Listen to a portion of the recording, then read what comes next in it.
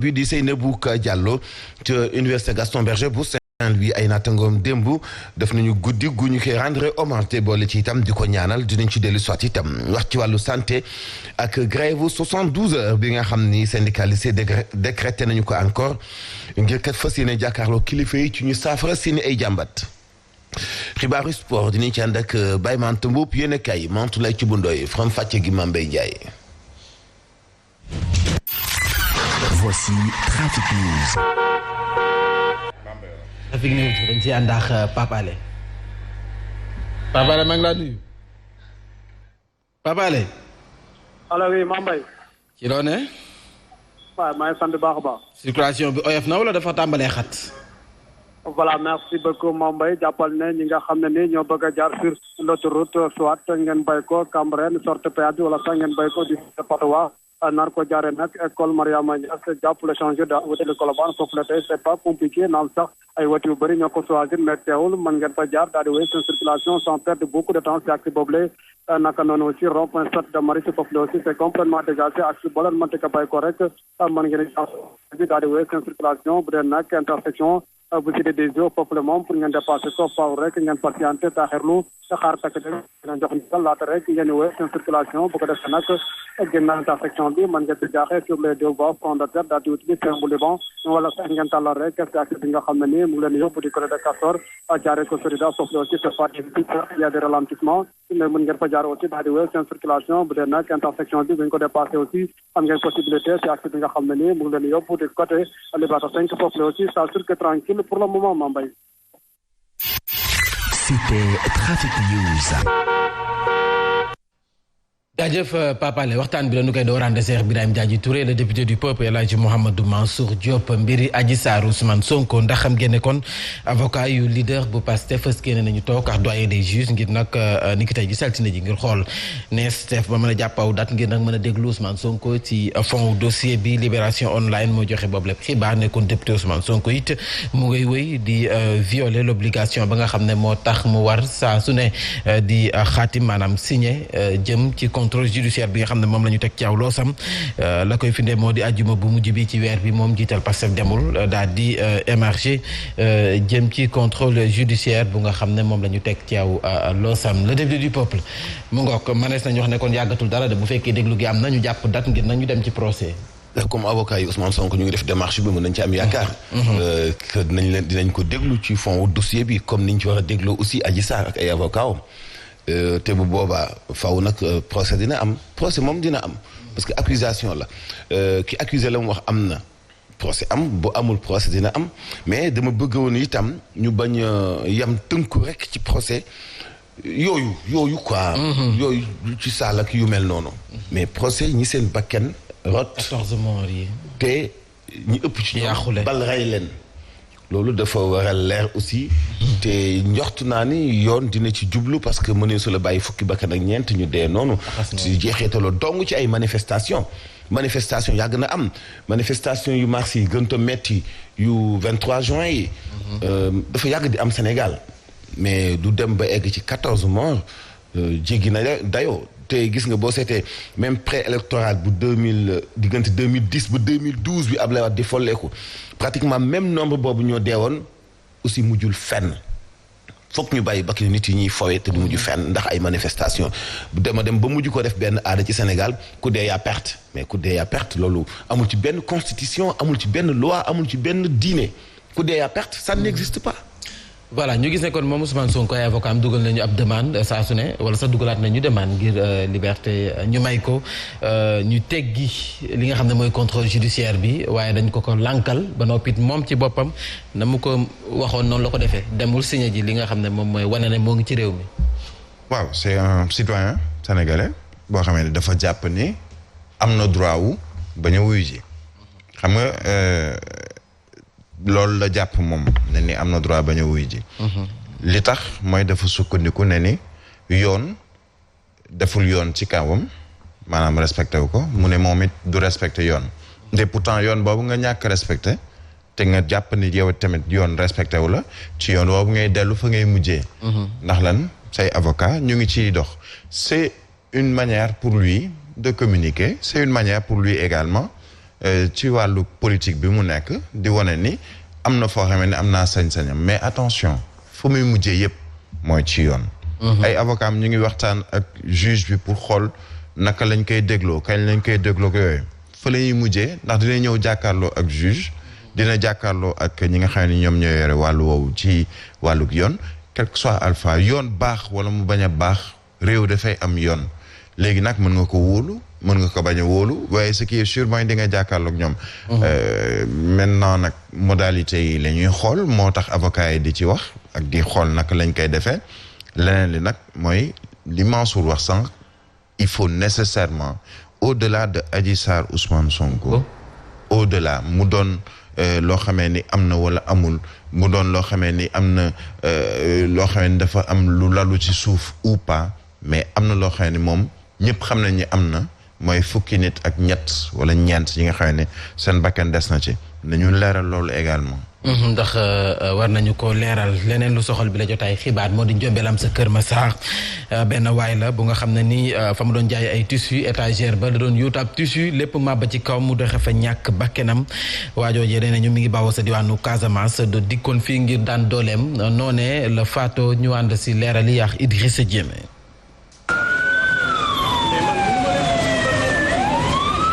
sapeur pompier yi lu jege benn waxtu lañ def ngir ñu mën a jot sax ci néewu apprenti commerçant bi mu am ci lu ëpp fanweeri at ñu koy dàkkantalee ci turu Korka moom mi bàyyeekoo Casamance mu jëw la mucc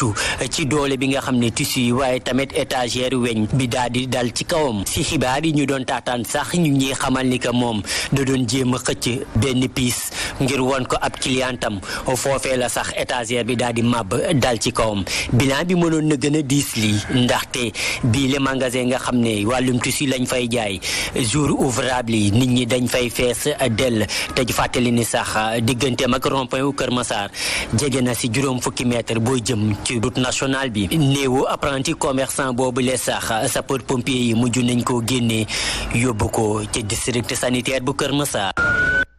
beneen jombe am sa UGB université Gaston Berger bu Ndar étudiante bi di Seynabou Ka Diallo la ñu faat ci anam gu jéggi dayoo faate ñu ko nag ci biir université bi waaye nag foofee la nekkoon jàppale nekkoon waa COMSOC di commission sociale des étudiants de Saint-Louis woote woon nañu ci guddi gi daje fa ngir defal ko ñaan ba noppi di ñaawlu ñàkkum kaaraange gi nga xam ne moom la ñu nemmeeku ci peggub université ba ñu teewlu ci ay kàddu yu tukkee ci Abdou Gueye. kontaan suñu nem si yàlla suñu camarade bi Seynabou Ka Diallo bi nga xam ne génn àddina si circonstances yi nga xam ne ba léegi ñu ngi koy jéem a xam ni ñu koy leeralee ba léegi ñu ngi xam information yi ñu ngi jéem a xam information autopsie bi lu ñu joxe mais da di nouvelle bi nga xam ne tiis na torop métti nañu torop dans la mesure où nuñ ko yëgee sax ñun daf ñoo metti te kenn ñaanul tamit sa doom nga indi ko ci université pour mu ñëw sàkku xam-xam tamit mu manqué kiiraange ba pare mu nar a génn àddina si circonstance bi nga xam ne métti na torop kon ñu ngi koy rendre hommage tamit di ko ñaanal yàlla xaaree ko àjjana waaw ñun ñu ngi xaar autopsie parce que boobu ba léegi loolu la ñuy xaar tamit am information aussi par rapport à la situation marche bi lundi lañ koy def ce sera une marche pacifique aussi pour la sécurité aussi au niveau du campus parce que de situation bi nga xam ne bi ñu ko bàyyee mu jàll kenn xamuloon nar a xew suba peut-être benn nit la daal peut-être dina dalaa ñaari nit peut-être après attentat lay mujjee kon balaa loolu kon autorité yi nañ jël seen responsabilité ñu mën a gérer question bi une bonne fois pour toutes.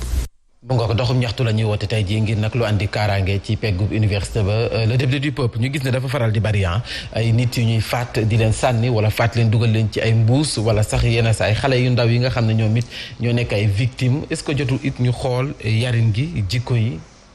te am nañu meilleur enquêteur la ñu am maam gis nga jikko yi am na problème certes mais sanctions yi lañ dul fesal gis nga ñi ñuy jàpp ñuy rey ay nit dañu wax di ci communiquer pour tiital ñeneen ñi am yéene ju bon jooju. boo ne ciix nit am ci moom yéene bu ñaaw xam ne bu ma ko defee itam maa ngi moom ñoo yem mujj parce que bu ma ko defee mënumaa fexe ba duñ ma jàpp parce que ndaw si comme ni ko ay nattangoom di waxee anam yi mu deewee mais yan anam la deewee. nit ñi bëgg nañu xam ban anam la deewee dañ ko violer rey ko dañ ko agressé dañu ko. question yu bëri yoo xam ne am na ci yoo xam ne enquête yi xëy na enquête baa ngi en cours mënuñu wax li nekk ci biir enquête bi mais bu noppee nag ba ñu teg loxo laa war nañu wax nag wax itam topp sanction yi nga xam ne mooy tegu ci kaw ku def ay pexe ba nit faatu. parce que nit ku nekk ci ab université nekk jigéen surtout néew doole def njàmbaarte am baccalauréat di jàng xalaatuma nu nit mën a def ay pexe ba mu nekk victime ci say loxo ci anam gu mel nii. après ay nattangoom métit lu ko. et ça passe quoi loolu yomb na lool ci Sénégal faaw ñu soppi doxalin boobu gis nga am réew ñi ko jiite mënuñoo fonk mukk ñu jiite mukk fii ak ñu ngi continuer di xeeb benn bakken yi ciy faatu ñu ngi wax benn xale bu góor bu ñu sànni ci teen ñuy waxati beneen xale bu jigéen bu ñu sànniwaat ci teen ay wujji yaay ak ay goro c'est yu ndaw yu ñàkk fayda yoo xam ni bébé am 7 mois manque de respect ak sanction yu ñu diisalul ci kaw nit ki la il faut ñuy teg ay sanctions yoo xamante ni bi yàlla moo ñu gën a laabir moom mi ñu bind te moo bind isaab moo bind mbuggal moo bind itam ay sanctions loolu mënut a ñàkk loolu mooy équilibre social daf ci bokkaale quoi ci wàllu yoon nit ki tooñ la mënoo koo baal ñu fay wante tooñ gi surtout tooñ goo xam ne yow ki nga tooñ nekkatu fi kenn mënut jël responsabilité ginnaawam nañ def li nga xam ne yoon waajal na ko ci bakken yi nga xam moom la ñuy fowe manifestation nit dee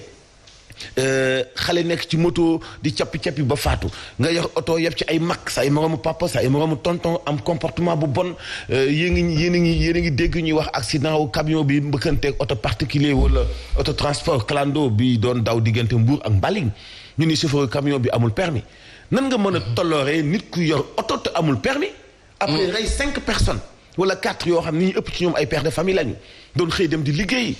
yàq entreprise yu jàmbur parce que oto boobu noonu clando la taxi la xëy na yoroon na kër xam nga ba xam fukki nit la doon dundal wala déet reyaale ñu nekk ci biir c'est-à-dire yooyu indiscipline yooyu ak tooñ yooyu fii jëlewuñu ko Sénégal xam nga ni kii nii dafa faatu ba noppi ñu tooñ ko parce que bu fekkee ci loxo nit la faatoo tooñ nañu ko léegi nag yooyu dafay laaj ay sanctions nag yoo xam ni mooy tax nit ñi tayel ci dox yi nii métti loo rek mais du moo koy fecc voilà ay sanctions la ñuy laaj mais saa su ne ñuy laaj ay sanctions ñu gis faatu bakkan gi mu gën di bari ci anam yi nga xam ne daanuñu ko nemmeeku te pilu sëpp jigéen ñi la ñu leen di rey si anam gu doy waar Birahim mais am na beneen fait Mambay mooy ni xam nga am na ay jamono buy wax nit ku ñuy faat souvent ay agression nga doon dégg wala dañu danoon dem ci benn àll wala ñu dugal ko ci àll ay agression nga doon dégg mais de plus en plus boo xoolee information yi ñuy jot yëpp ci fan yi yëpp ci lu jëm ci nit ku ñu faat kan moo koy def ku ko jege mbokkam ñu ngi wax wàllu gujju bu jël xale sànni ci teen ak yeneen gis nga féticheur ba lay ñaanal instituteur ba ngay jàngal wala professeur bi wala élève bi nga xamee ni moom ci boppam mooy faat professeur am wala mu agressé professeur am mais agression yi ñu doon wax ci ay jamono nga xamee ni doo xam nit ki da ngay romb circonstance mooy tax ba mu dajeek yow faat la ci jigéen ñu violé la ba pare doog la faat yóbbu la sànni la fenn mais de plus en plus ñu lay jege lay doon lan la ñuy wax c'est son petit copain wala koo xam ne doo doon ànd ak moom wala jege ñaaleem la wala dëkkandoom la wala ndijaayam la wala ku bokk ak yaayam ak yu mel noonu gis nga réew am na fooy toll même bu dee doo ko appliqué da ngay delloo si li ñu wooyee peine de mort même boo ko appliqué wul mais mu doon benn épée de Damoclès ci kaw boppu nit ñi et comme mais demal États-Unis nit koo xam ne dafa faat mais procès ci boppam mais dañuy wane photo waa ji wala vidéo waa ji xam ne kii moom moo faat ba nga xam ne bu ëllëgee yow mi nga xam ne sa xel dem na ci loolu bu ñu wanee sa vidéo ne ni kii moom moo faat nit ki wala kii atte nañ ko même bu dee ab day tëdd perpétuité atte bu mujj bi ñu xam ne kii dina tëdd giirub dundam kaso mais dañ koy wane en exemple je suis pour le retour de la peine de mort dans ce pays parce que am na loo xamee ni nga jël sa doomu aadama bakken mu am 10 ans 15 ans wala am 2 ans nga mën a jël paaka jam ko wala nga xool teen fu mu gën a xool nga jël xale bi yóot ko fa bàyyi ko ci biir xale bu ndaw ba mu faatu ba pare nga dem toog ñu ne la bon tëj nañ ko 15 ans de prison 20 ans de prison am na nu muy demee ci diggante bi sax ñu ne est-ce que grâce duñu ko grâce ci diggante bi peine de mort dafa war a ñëwaat am na réew yoo xamee ne yenn ci ay détails yooyu yenn ay dégâts bu amee Mansour wax na ko yàlla moo ñu gën a baax liñ koy mën a waxee mooy borom baax mooy borom mooy lépp mais dafa am ay sanctions dañ la naan ku sàcc dañuy dagg sa loxo dañ la naan ni non nekkuñu ci dëkku charia mais am na fooy toll ci réew il faut aller à l'extrême. voilà leneen lu soxal bi la jotaay xibaar bànqaasu wér-gu-yaram gi sommayul dañuy sóobu ci ak yëngu-yëngal gën koo taral ne door nañu ko sax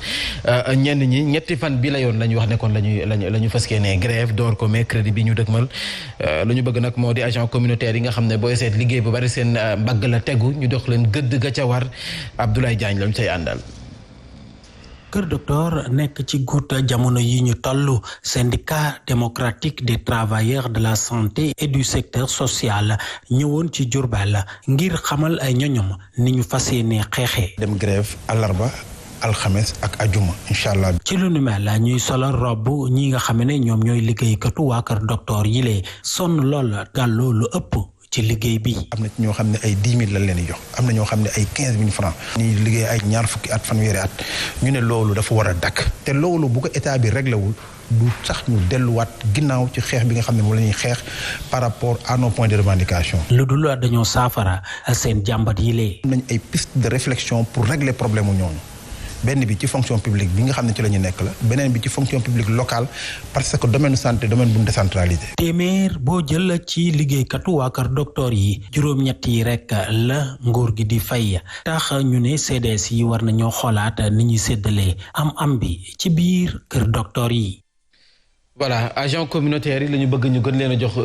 gëdd le député du peuple ndax nag nee nañu liggéey bi ca bari seen bagg lay tegu te kenn fulaalu leen. lépp ñoo koy gàddu mais da ngay sax rus quoi bu ñuy wax li ñuy fayeeku man nag dinaa ci am lu ma teg ci kaw ndoddu gouvernement bi mais dinaa ci am lu ma teg ci kaw ndoddum branche yi nga xam ñoom ñoo teewal gouvernement bi ci gox-goxaat yi district sanitaire yi ak li bootu ci ñoom ci ay dispensaire li bootu ci ñoom ci ay case de santé xam nga mam boo demee fonge limi bu fekkee case de santé moo fa nekk am na ku jiite case de santé ba am na ñoo xam ne ñoo yor gestion ba boo mënee jiite fu nit di liggéeyee fin de mois nga koy jox 10 000 ci lu toll nu santé balaa caa ma jaayiloo ji ko laxasu sa xew xam ne fin de mois na ci am lu ëpp loolu c'est pas sérieux du tout ça dafa am benn manque de sérieux ak manque de respect boo xam ne fii génn wuñ ko ci xolu Sénégalais yi joxante cër ci wàllu am foog ni yow dong yaa war a tedd waxuma souffrance bi ñuy dund ñoom mais kooku nan lay taxawoo ki tawat. am na ci case de santé yoo xam ñu ngi koy wax di ko waxat duñu la faale case de santé yoo xam ne tey ay kañu ñoo fa dëkk parce que kenn fréquenté tu ko. parce que ña fa doon fréquenté ñu defal leen fa benn petite pharmacie bu ndaw ñuy jaay ay prestamol ak yooyu noonu dañu dem ba perte xam nga donc mënatuñu renouveler seen soi-disant pharmacie bu ndaw boobu noonu jaayituñu dara kenn ku amul pexe doo dem faju ci ñoom boo amee dagg-dagg bu ndaw sax amuñu luñ la ciy diwal ak bandage bi ñu la ciy defal c'est-à-dire mooy dara amu fa nga dem dispensaire mu xaw a tane kas néew mais dispensaire boobu am na ku ñu naan moom mooy infirmier chef de poste bu fay nekk mais kooku au moins ci wàllu xam-xamam war na créer benn gestion boo xam ni ñiy fréquenter hôpital ba daañu amus tuut gis nga nit ñi dañu am problème boobu léegi mam da nga daan dem ci benn dispensaire nga fekk infirmier chef de poste ba am benn garçon bu muy former di ko former ba nga xam ni même moom bu demee retraite képp ku ko fay remplacer tu es obligé nga travailler ak ki ñu fa formé woon parce que dafa ko jàppe woon comme doomam jàppe ko comme jarbaatam fexe mu am salaire bu baax mu accélérer formation bi ci wàllu métier bi mais tey da ngay ñëw fréquenter kenn ci dispensaire yi au lieu ñu jàppe la comme jarbaat wala la jàngal métier jàngal la gestion bokku ñëw nekk fa ak yow non dañu la jàppe benn mbindaan si wala mu gën a sax yées loolu parce que mbindaan dafay daan doole xëy na dama jum ci kàddu mais dañ la jàppe kenn koo xam ne sax tekkiwul dara yónni la yow boo amee sax 10 000 wala 20 000 francs manque yërmande boobu nekk ci xolu nit yi léegi ñu koy dundee ci bérébu fajukaay yi vraiment foog ñu jiital ci loolu parce que yenn saa yi ñiy nekkandoo ci biir xeex bi ay bukk yi sàngoo dérubéy lañu parce que boo demee tey di jàmbat ki jiite fa ngay fajoo ak ñeneen ñi nekk ci kaw ñëpp àndandoo ci jàmbat bi ba grève amee ñu jiitu ci mais ñooñu ñooy exploité ñi leen gën a féete suuf ci façon bu bon te ñooñu ñooy nettoyé ñooy taxawuñu tawat ñi nga xam ni xëy na moomuñu seen i ay cër bu jigéenu muccee ba noppi ñoom ñooy defar ñooy setal te amuñu daanaka mooy li ma wax sànq bi élément bi jàll balaa woon caag nga def sax ay mbuusi keccax dem di koy jaay mu ëpp sax rendement ndóol gi ñuy gàttangal Sénégalais gestion nazie bi ñu bëgg indi Sénégal fii ak jógewu fi du ñu mës a développé mooy nit ñi pour nga contrôler leen pour foo joxañ ñu xool fa da ngay fexe ba ñu doon yi ndóol fexe ba ñoom ñëpp ñu xiif système boobu kenn du leen ci fekk si te gis nga gestion bu baaxul ci suuf mënut a baax ci kaw war nañ ko jubanti meilleure prise en charge des agents communautaires loolu la ñii nga xam ne ñoo bëgg amal seen ñaxtu bi mercredi di sàkku waaw xam nga Mambé dafa am une réalité tey am na yenn ci ay mairie yu bari gis seen budget de fonctionnement li ko ëpp wala li ci ëpp mu ngi dem ci hôpitaux wala même pas ay hôpitaux mais poste de santé wala case de santé yi nga xam ne dañoo bokk ci seen commune ndax acte 3 décentralisation ci boppam sax moom moo consacré loolu ñu yore wàllug gestion boobu mais il faut nécessairement que état bi dugal ci loxoom il faut nécessairement que ci lu jëm ci wàllu koppar ci lu jëm ci wàllu jumtuwaay état bi mën a jàppale municipalité yi nga xam ni ñoom ñoo yore yenn ci ay case de santé poste de santé dispensaire ak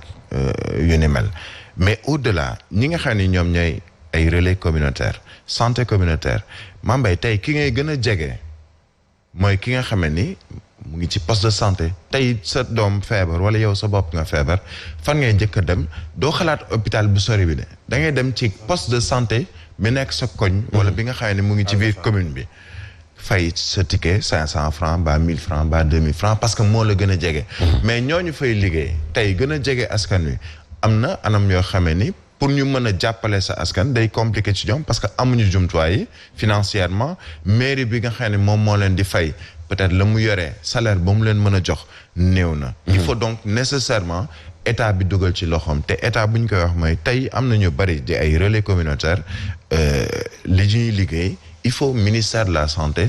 ak ministère wala gouvernement bu Sénégal ci boppam xalaat recruter leen ci fonction publique gis nañuy recruter ci jëm ci ay enseignants ñu naan vacataires volontaires ni ñu xëccoo pour ñu dugal leen ci fonction publique ñu doon ay fonctionnaires de l'État mais tous ceux qui sont dans la médecine doon même bu dee ay relais comme ay ñu ngi ci santé communautaire mais ñoom tamit loolu la ñuy xaar tey jëlal fu mel ni Abass Ndao nguur gi nekk ci te moom ko dañ naan mairie bi moo ko moom mais mairie bi amul lu mu mën a recruter ñi nga xam ne ñoom ñoo fay liggéey ba tey boo amoon 100 ci ay médecins personnel de santé bu fa nekk daanaka 25 yi donc ñoom ñooy am salaire bu doy ñi des ñëpp ay xeetu stagiaire la ñuy doon mais ça il faut nécessairement que nguur gi dugal ci loxoom. ayca na ci nguur gi dugal loxoom ngir ñooñee maanaam nekkin gu jàppandi ñu doxantu ba sa Pikine foofee diggante bi neexul ci diggante préfet ba ak ña nga xam ne ñoo nekk ca gare boo maraîcher te ñu ànd ak Alassane Ndoye ñoom ci boppam jàppale ne nag dañu bëggoon installer seen secrétaire général préfet ba ne mukk du ca dal loolee ñu koy ñaawlu ndax nee na daf leen jaay doole Alassane Ndoye kàddu Mariounou Balde. am na ay kilifaam yu ñu àtte ndax dafa dugal loxoom si ay élections yoo xam ne waru ko saa dugal.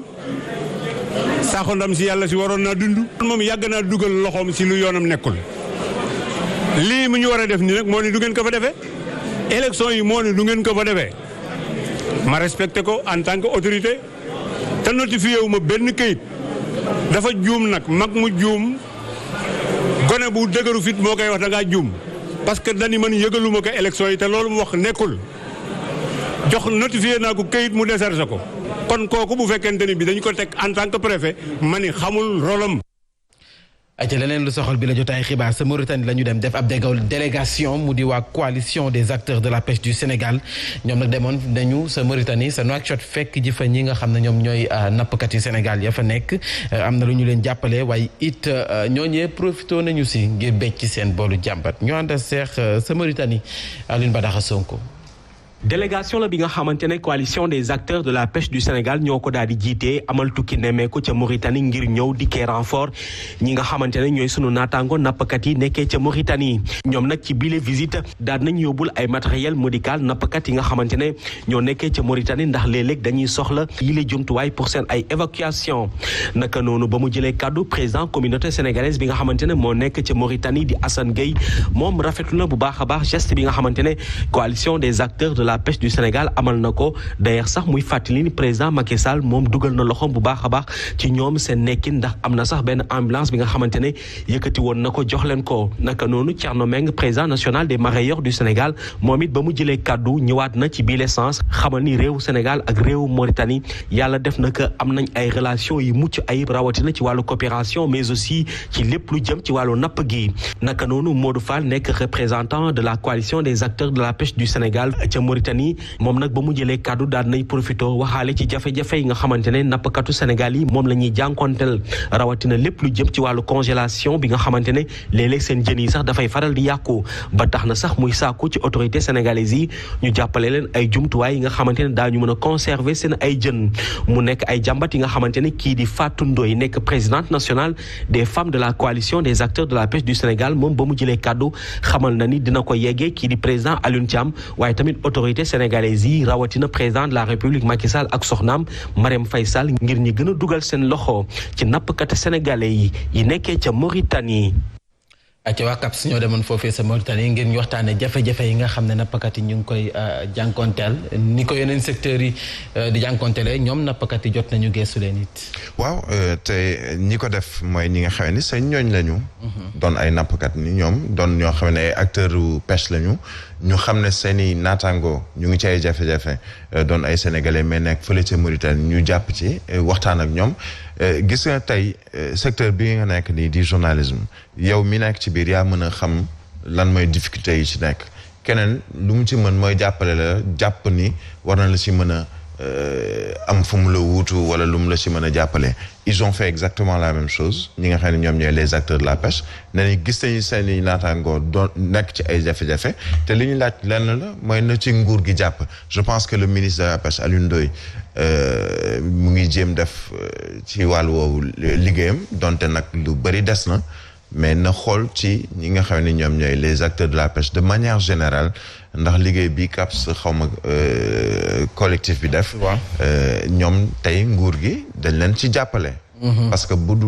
ñooñ bu ñu demul woon peut-être que duñu gis kenn ci ay autorités sénégalaises ñoo xam ne dañ ñëw taxawu leen ñi nga xam ne ñoom ñooy les acteurs de la pêche fële ca Mauritanie. Voilà, CAPS mooy coalition des acteurs de la pêche du Sénégal le député du peuple sama mbokki mool yi de ñoom fu mu nekk nii nag nee nañ faw ñu gëstu seen secteur bi. mais dafa am solo parce que am na yoo xam ne yow yaa koy lijjantil sa bopp jëm ca nekk. dañuy xaar lépp ci gouvernement bi. fexe ba secteur pêche bi ak ñi ci tënku xam nga pêche dafa yaatu. maam kii nappi kii jaay. kii consommé waaye ci njaay mi itam kii def transformation géej gi keccax tàmbajang ñi defar yii yëpp yoxos et cetera donc secteur bu yaatu la bu ci nekk ay junni nit ñoo ci yëngatu spécialisé wu ca donc bu fekkee am na benn alliance benn kuréel boo xam daf leen boole ñoom ñëpp fexe leen tënk ci benn xalaat mbooloo mooy doole fexe leen tënk ci ñu dimbalante ñoom seen biir ci wàllu alal fexe itam kilifa yi féete gaw di négocier ba nappkat yi bu ñu demee fu mel ni Mauritanie du ñu am benn jafe-jafe du ñu am benn tënk-tënk lu am solo la. démarche bu am solo la boo xamante ni bii mënuñu def lu rafetlu ko parce que secteur boobu bu sonn la. bu sonn boo xamante ni bii dafa bari ñu koy mbubboo itam te bokkuñu ci ni mu amee yenn ci ay opérateurs économiques yow seen xaalis di dund ci ndodd baykat yi la amee ay soi-disant nappkat ñoo xam ne demuñu géej.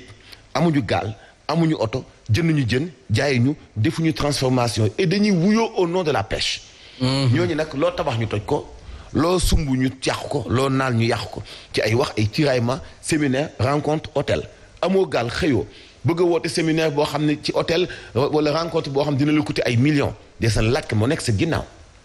donc ay démarches yi ñu gëm. mu nekk lu am solo te ñu gis nappkat yu bëri di ci taxaw mooy comme CAPS ni mu ko defee c'est une très bonne chose fexe ba dàq tiraillement ak ñaawoo gi am seen diggante après ñi bokk nekk ci pêche bi yëpp bokk benn say bañ a xaar lépp ci gouvernement bi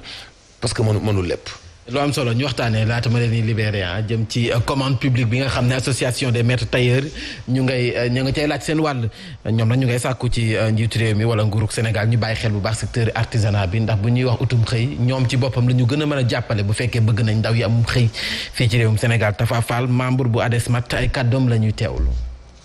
président de la république di ko lancé waat rek di ko wax ne ñun ci ay njabootam lañ bokk donc ku wax artisan yaakaar ni moo ëmb lépp loo xamante ni mooy liggéeykat ci dëkk bi te réew mënul dem sans artisan donc loolu jàppale ci rawatina tailleur yi nga jàppale leen donc dina ci gën a yaatal te tailleur yi jàppale leen yomb la parce que marché public yi ñu ngi ci dëkk bi secteur textile dafa yaatu li ñu leen ci jàppalee mooy tey bu ñu jëloon marché yi nga xamante ni mooy comme blouse yi nga xam ne ñu ngi koy wax booba léegi ñu ngi topp affaire yi tey am na ay réglage bu subaa am na leneen ak tam tëni hôpital yi ñu ngi fii tëni militaire yi ñu ngi fii donc lañ jëlaat loolu yëpp ci textile la nekk jox ko tailleur yi ñi nga xamante ni ñoom ñoo nekk di liggéey su boobaa dina gën a yaatal liggéey bi dina gën a créer emploi donc tailleur yi dinañ gën a dem ba gis seen bopp ci dëkk bi à 100%. ayca ñoom ci boppam commande publique bi nee na faw ñu gëstu leen si. waaw ils ont parfaitement raison mais day fekk déjà ñi nga xamee ni ay artisans de manière générale muy menuisier ébéniste ak yooyu est-ce que nguur gi commande publique boobu fulaal nañ leen ci non te pourtant tey da ngay dem réew bu mel ni Nigéria seeni tailleur tey ñu bari ñun ci Sénégal dañuy roy ci ñaw nigérian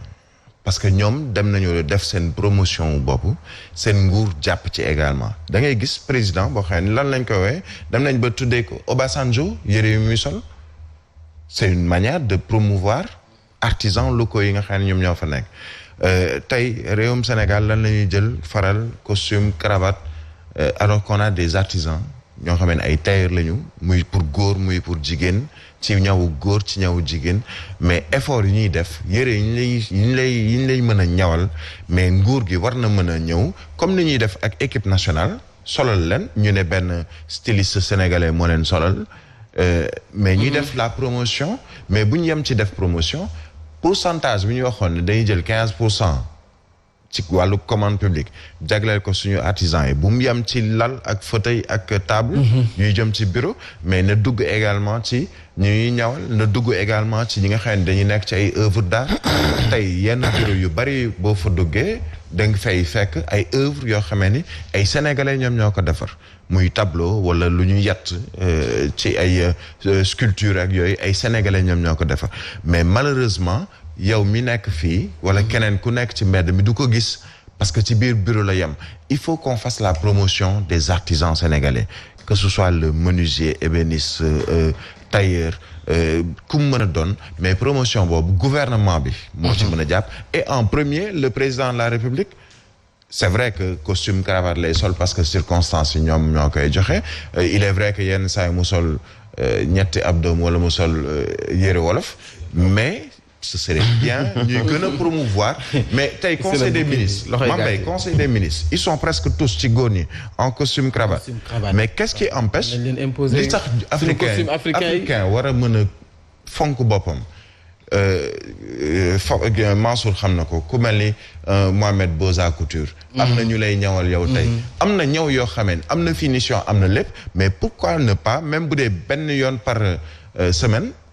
la ñuy def seen conseil des ministres mais qu'il soit en costume africain c'est une promotion de l'africanité moo tax tey ñu mel ni ay Zemmour duñu wax lu nekk parce que dañuy jàpp di ñun dañoo wàcc suñu ànd mais wàcc ànd boobu mais allons vers le consommé local moo gën costume tout costume lu am solo gis nañ plateau matinal bi ñoom dañuy jàppale baax ñi nga xam ne ñoo maître tailleur yi sañcay rafet la ñuy def ko ci mel ni Mansour El Hadj gis nga ñoom danañ nañ commande publique bi ci boppam faw ñu gestu leen si ngir taxaw leen xam nga sëb la nag li ko bënd mu ngi ci biir comme dañu tënk association ñoom di liggéey li ñuy def am solo lool Birahim mi ngi koy junj sànq ak modèle Obasanjo am nañu itam ñun am nañu modèle Macky waaw mooy bolog bi gudd am loxo yi dagg fii. mooy côté pas mal en fait na. xam naa ne am na am nañu ko dul sol. ci opposition bi mais xam nga comme ni ñu defee association bi baax na lu am solo la. ñu ngi participer ci développement wu seen dëkk et puis am nañu xam-xam. menuisier yeeg ñeneen ñi ci des ñëpp. mais dafa am benn problème bu am ci commande publique bi. fokk ñoom association yi ñu leeral leen ko dañu leen waxoon ni temps bii maanaam pourcentage bi daañu leen ko jox ci commande publique bi lu mel ni ay table de bureau lu mel ni ay nangam ak nangam bi ñu leen passé commande bi Birahim par exemple ñu jox leen à peu près junni non seulement njëgu ñetti téeméer la ñu indi te njëgu ñetti téeméer yi ñu indi dañu ko commandé Dubaï lañu ko importé xam nga boo nekkee benn association jiite ay nit ñu jox la benn commande nga xool sa njariñal bopp ak yow bénéfice ba nga ciy am ak liggéey bu yomb ba xaalis bu bari say bët au nom des gens yow ñooñu tax ñu jox la xaalis boobu nga voyager ci duñ ma weddi ñi gagné woon marché boobu duñ ma weddi télé lay waxee publiquement dañu leen jox commande la ñu indee que néew indiwuñu 50 sax pour cent ci lañ leen commandé woon. ba noppi la ñu indi dañ ko importé. est-ce que kooku nguur dina amaat courage pour joxaat la beneen marché.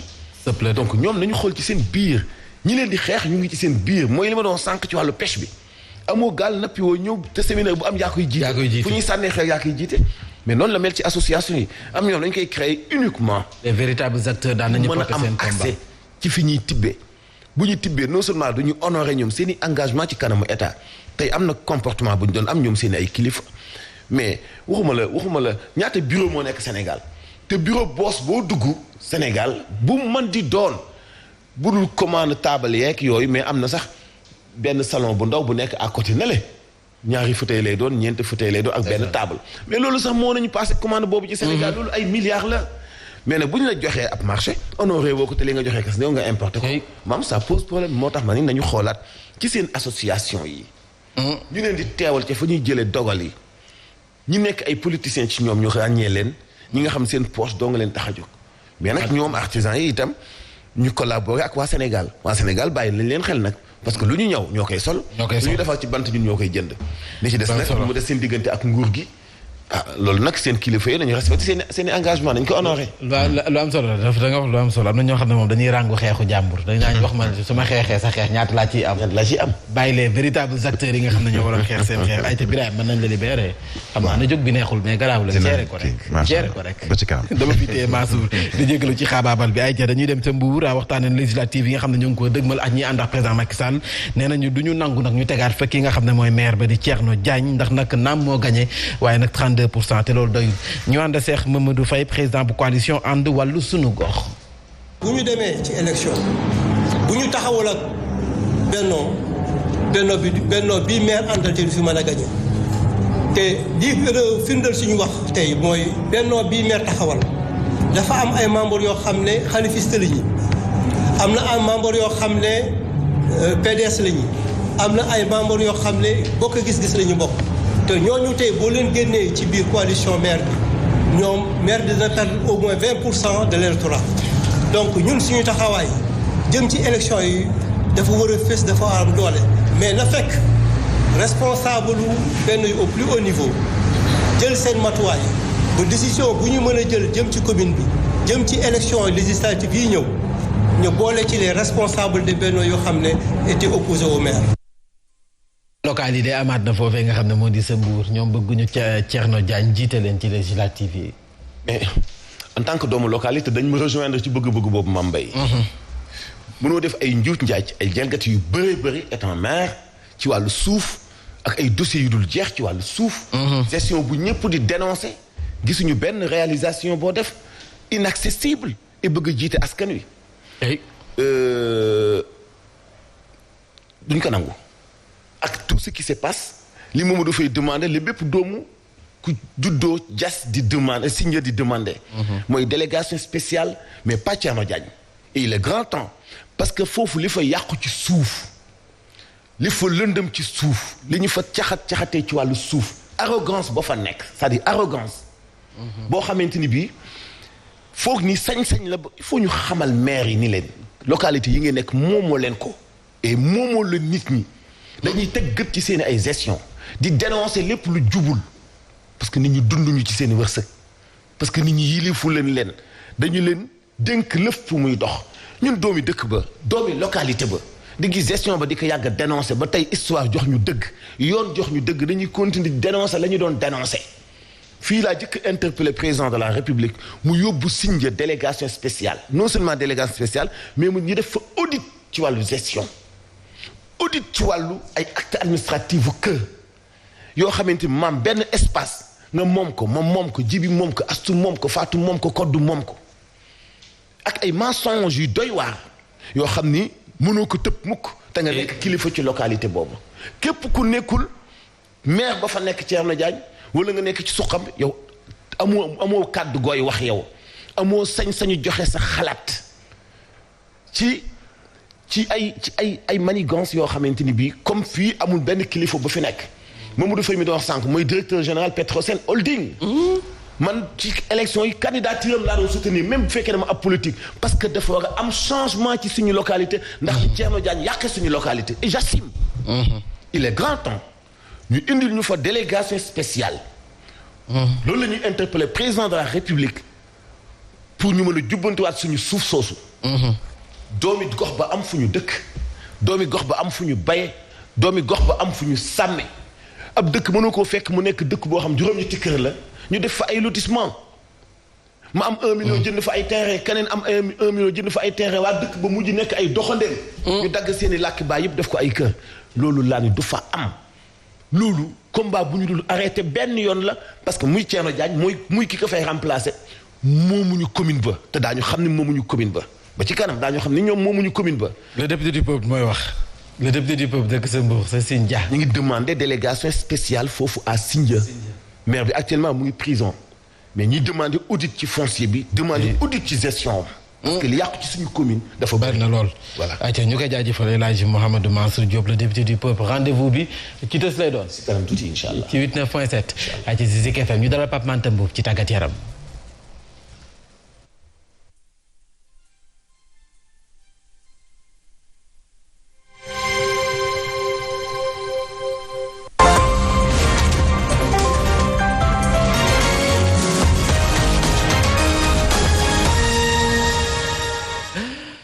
borom jam si Cheikh Dougar maa ngi laa nuyu. maa ngi laa fay la grand-mère. da ngay tey alhamdulilah waa jam ñaajo. waa ñëpp ngi si jàmm. yow moom defoon ne Mansour moom. tàngaloo dëkk ba quoi waa sa foofee sa jam ñaajo. barrage mondial la ñuy waxtaanee nañ ko gérer rek. nañ ko gérer rek daal moom laay wax Sonko Alioune Badara Sonko nee naa ko yéen i neen yéen waa Mbour yéen i neen. ba barrage mondial Qatar 2022 troisième galop d'entraînement sunu gaynde tey gis altine ji. waaw kon tey ñu nekk la ñuy amal nag seen ñetteelu galop d'entraînement mu nekk nag galop bu mujj balaay ëllëg Sénégal fas yéene laale ak ñii di waa Égypte jàppal ne sax ni ki démb moom ñaareelu galop bi nag Abou Diallo mi nga xam ne dafa amoon nag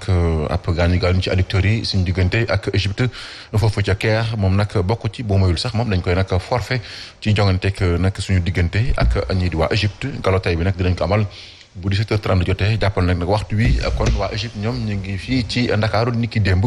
kon nag la ñu ñëw fii ci Ndakaaru ñoom sax ñoom tey la ñu amal nag seen galop bi nga xam ne foofu ci stade bu Abdoulaye Wade lañ koy amalee bu 16h jotee conférence de presse avant match bi nag égyptiens yi ñoom ñoo koy njëkk a door 15h30 lay doon buñ ci noppee nag Sénégal moom bu 17 jotee Aliou Cissé ak kenn ci joueurs yi dina nag taseek taskatu xibaar yi ngir nag ñu waxaat bu baax a baax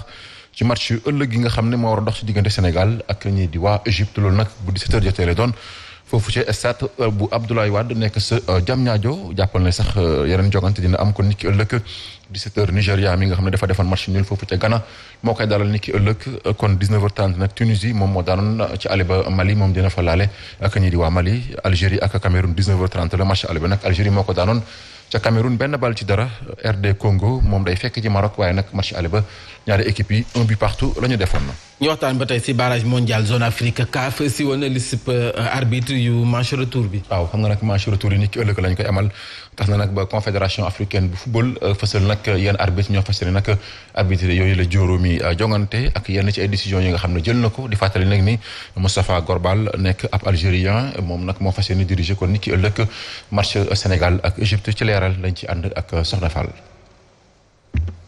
CAF daal dina génne liste juróomi arbitre centraux ak fukk ak juróomi assistant yi wutali match retour barrage mondial Qatar 2022 bile bokk na ci sénégalais bii di Maguette Ndiaye doomu Gambie bii Bakary Gassama tunisien bii di Sadok Selmi ak doomu Burundi bii di Pacifique Nabi Hawe Nimana wala sax algérien bii di Moustapha Gorbal moom sax ànd ci ak ñetti doomi réewam ñoo war a rek officier match bi war a dox ci diggante Sénégal ak Égypte ñeenti doomi Algérie yooyu ñëw nañ ci Sénégal naka dimanche ci ngoon ci match bu am solo bile équipe yi war a xëccoo ngir dem ca Qatar arbitre yi war a sax compter ci VAR bi ci noonu ñaari officiel allemand di Danker Bastian ak Steve Estegeman ñoo